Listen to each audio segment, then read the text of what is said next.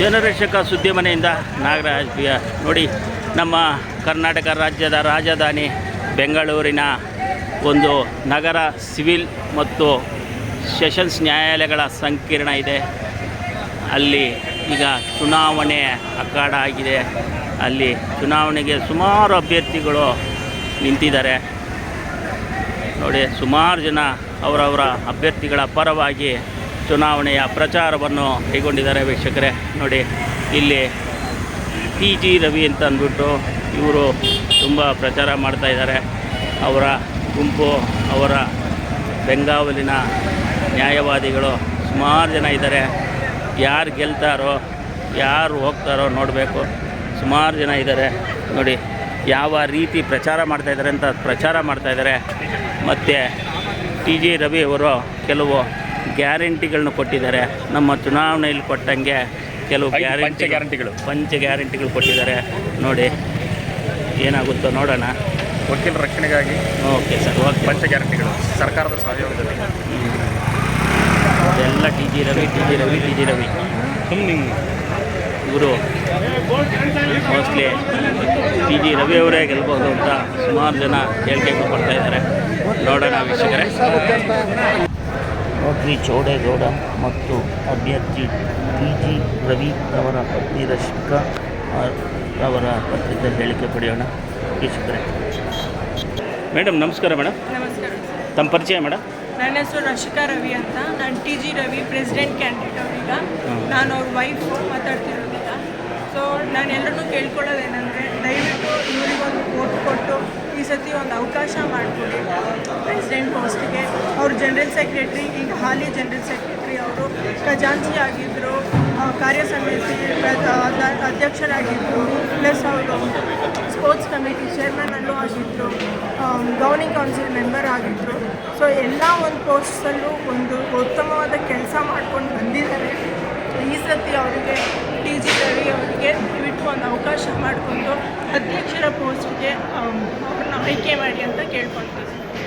ಅಲ್ಲ, ಈಗ ನೀವು ಎಲೆಕ್ಷನ್ ನಿಮ್ಮ ಹಸ್ಬೆಂಡ್ ನಿಂತ್ಕೊಂಡಿದ್ದಾರಲ್ಲ, ಬಟ್ ಏನು ಕೆಲಸ ಕಾರ್ಯಗಳು ಸಾಧನೆ ಮಾಡಿದ್ದಾರೆ? ಯಾವ ರೀತಿ ನಿಮಗೆ ಮತ ಹಾಕಬೇಕು, ಏನು ನೋಡಿ ಮತ ಹಾಕಬೇಕು ಅಂತ ಯಾರು ಮತದಾರರು ಕೇಳ್ತಾರೆ. ಅದಕ್ಕೆ ಏನು ಉತ್ತರ ಕೊಡ್ತೀರಪ್ಪ?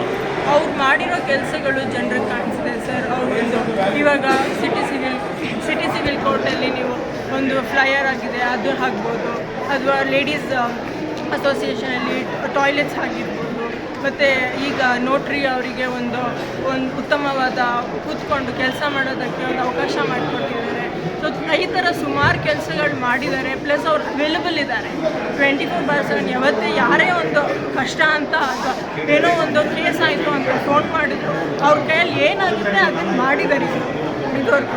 ಸೊ ಇದೆಲ್ಲ ನೋಡಿಕೊಂಡು ಅವರಿಗೊಂದು ಅವಕಾಶ ಕೊಡಲೇಬೇಕು ಅಂತ ಕೇಳ್ಕೊತೀನಿ. All the advocates, please vote for TG Ravi. His number is 5 and presidential candidate. ಈಗ ಇನ್ನೊಂದೇನೆಂದರೆ, ನಮ್ಮ ರಾಜಧಾನಿ ಬೆಂಗಳೂರಿನಲ್ಲಿ, ಕರ್ನಾಟಕ ರಾಜಧಾನಿ ಬೆಂಗಳೂರಿನಲ್ಲಿ ಅಡ್ವೊಕೇಟ್ಸ್ ಅಂದರೆ ಕೋಲಾರ ಅಂದರೆ ಅಡ್ವೊಕೇಟ್ಸು. ಅಷ್ಟೊಂದು ನಮ್ಮ ಕೋಲಾರ ಜಿಲ್ಲೆ ಅಡ್ವೊಕೇಟ್ಸ್ ಇದ್ದಾರಲ್ಲ, ಅಷ್ಟು ಜನ ನಿಮಗೆ ಮತದಾರರಿದ್ದಾರೆ. ಅವರ ಬಗ್ಗೆ ನೀವು ಏನು ಹೇಳ್ತೀರಾ? ಕೋಲಾರದಿಂದನೇ ಸರ್ ನಮಗೆ ಹೇಳಿ ಸರ್, ನೀವು ಹೇಳಿ ಸರ್. ರಾಜ್ಯದ ಎಲ್ಲ ಮೂಲೆಗಳಿಂದ ಬಂದಿದ್ದಾರೆ ಇಲ್ಲಿ ಅಡ್ವೊಕೇಟ್ಸ್. ಬರೀ ಕೋಲಾರ ಚಿಕ್ಕಬಳ್ಳಾಪುರದಿಂದ ರಾಜ್ಯದ ಎಲ್ಲ ಮೂಲೆಯಿಂದ ಕೂಡ, ಎಲ್ಲ ರಾಜ್ಯದಿಂದ ಕೂಡ ಇಲ್ಲಿ ಉತ್ತಮವಾದಂಥ ಸೇವೆ ಸಲ್ಲಿಸ್ತಾ ಇದ್ದಾರೆ. ಆದರೆ ಪರ್ಸೆಂಟೇಜ್ 70% ಅಡ್ವೊಕೇಟ್ಸ್ ಕೋಲಾರ ಜಿಲ್ಲೆಯವರೇ ಆಗಿರ್ತಾರೆ. ಅದು ಚಿಕ್ಕಬಳ್ಳಾಪುರನೂ ಸೇರಿಸಿ ನಾನು ಹೇಳ್ತಾ ಇರೋದು. ಮೆಜಾರಿಟಿ ಅಂದರೆ ಸ್ವಲ್ಪ ಇದ್ದಾರೆ. ಇಲ್ಲಿ 12,000 ಜನ ಪ್ರಾಕ್ಟೀಸ್ ಮಾಡ್ತಾರೆ. ಆದ್ದರಿಂದ ಎಲ್ಲ ಜನನೂ ಕೂಡ ಇಲ್ಲಿ ಇದ್ದಾರೆ. ಎಲ್ಲ ನಾನಾ ವರ್ಗದ ಜನನೂ ಇದ್ದಾರೆ. ಎಲ್ಲರಿಗೂ ಕೂಡ ಸಾಧ್ಯವಾದಷ್ಟು ಅವನ ಒಂದು ಟೆನ್ಯೂರಲ್ಲಿ, ಅಂದರೆ ಪ್ರಧಾನ ಕಾರ್ಯದರ್ಶಿ ಆಗಿರುವಂಥ ಒಂದು ಸಂದರ್ಭದಲ್ಲಿ ಕೈಲಾದಷ್ಟು ಸಹಾಯ ಮಾಡಿದ್ದಾನೆ.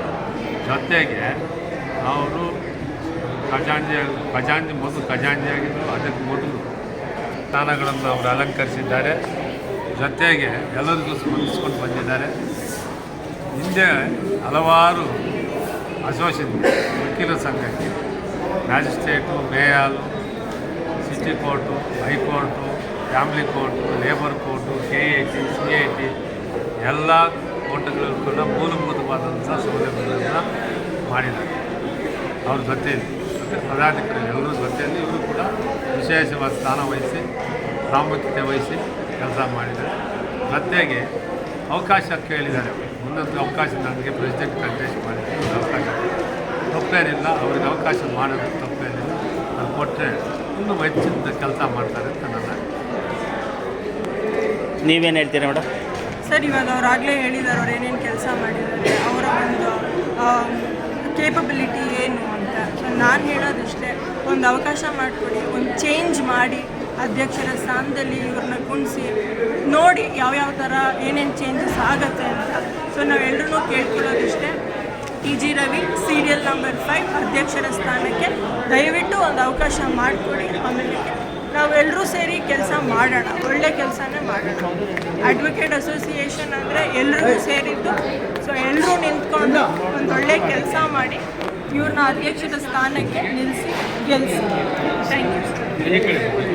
ನೋಡಿ ವೀಕ್ಷಕರೇ, ಈಗ ನಮ್ಮ ರವಿಯವರಿದ್ದಾರೆ. ರವಿಯವರು ಮತವನ್ನು ಕೇಳ್ತಾರೆ. ಅವ್ರ ಬ್ರೋಚರು ನಾನು ಜೂಮ್ ಮಾಡಿ ತೋರಿಸ್ತಾ ಇದ್ದೀನಿ, ತಾವು ನೋಡಬಹುದು. ಮತ್ತು ಇನ್ನೊಂದೇನೆಂದರೆ ಇವರು ಒಂದು ಪಂಚ ಗ್ಯಾರಂಟಿಗಳು ಅಂತ ಒಂದು ಮಾಡಿದ್ದಾರೆ. ಆ ಪಂಚ ಗ್ಯಾರಂಟಿಗಳು ಯಾವುದು ಅಂತ ಕೂಡ ನಾನು ತೋರಿಸ್ತಾ ಇದ್ದೀನಿ. ನೋಡಿ, ಈ ಥರ ಒಂದು ಏನು ಚುನಾವಣೆ ಬಂತು ಅಂದರೆ ನೋಡಿ, ಇವ್ರಿಗೆ ಕೂಡ ಗ್ಯಾರಂಟಿಗಳು ಬೇಕು, ನಮ್ಮ ವಕೀಲರು ಕೂಡ. ಅವರು ಇಷ್ಟು ನಾನು ಗ್ಯಾರಂಟಿಯಾಗಿ ಮಾಡ್ತೀನಿ ಅಂತಂದ್ಬಿಟ್ಟು ಬ್ರೋಚರು ಪ್ರಿಂಟ್ ಮಾಡಿಸಿ ಹಂಚ್ತಾ ಇದ್ದಾರೆ. ಮೇಡಮ್, ನೀವು ವಕೀಲರಿಗೆಲ್ಲ ಏನು ಹೇಳಿದ್ರೆ ನಮ್ಮ ರವಿಯವ್ರ ಗಮನಕ್ಕೆ ತನ್ನಿ. ನಾವೊಬ್ಬ ಪತ್ರಕರ್ತರು, ನಿಜವಾಗ್ಲೂ ಇಲ್ಲಿ ಜನಸಾಮಾನ್ಯರಿಗೆ ಮತ್ತು ಪ್ರೆಗ್ನೆನ್ಸಿ, ಸೀನಿಯರ್ ಸಿಟಿಜನ್ನು ಸರ್ಕಾರಗಳು ಎಷ್ಟೋ ಸವಲತ್ತುಗಳು ಕೊಟ್ಟಿದೆ ಸೀನಿಯರ್ ಸಿಟಿಜನ್ಗೆ. ಆದರೆ ನಿಮ್ಮ ವಕೀಲರ ಒಂದು ಕೋರ್ಟ್ ಇದೆಯಲ್ಲ, ಆ ಕಾಂಪೌಂಡಲ್ಲಿ ಮಾತ್ರ ನೋಡಿ ZP ಅಂದರೆ ಜಿಲ್ಲಾಡಳಿತ ಪಕ್ಕದಲ್ಲಿದೆ, ತಾಲೂಕು ಆಫೀಸು ಇದೆ.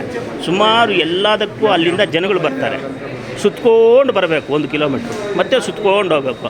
ಇಲ್ಲಿ ಪಕ್ಕದಲ್ಲಿ 1 ಅಡಿ 2 ಅಡಿ ಜಾಗ ಬಿಟ್ಟರೆ, ಓಡಾಡೋಕ್ಕೆ ಜಾಗ ಬಿಟ್ಟರೆ, ಈಗ ವೀಲ್ ಹಾಕಿದ್ದಾರೆ ಇಲ್ಲಿ, ಅದೇ ರೀತಿ ವೀಲ್ ಹಾಕ್ಬಿಟ್ಟು ಜನಸಾಮಾನ್ಯರಿಗೆ ಒಂದು ಅನುಕೂಲ ಮಾಡಿಕೊಟ್ರೆ ನಮಗೆ ತುಂಬ ಅನುಕೂಲ ಆಗುತ್ತೆ ಅಂತ ಜನರ ಪರವಾಗಿ ತಮ್ಮನ್ನು ಕೇಳ್ತಾ ಇದ್ದೀನಿ.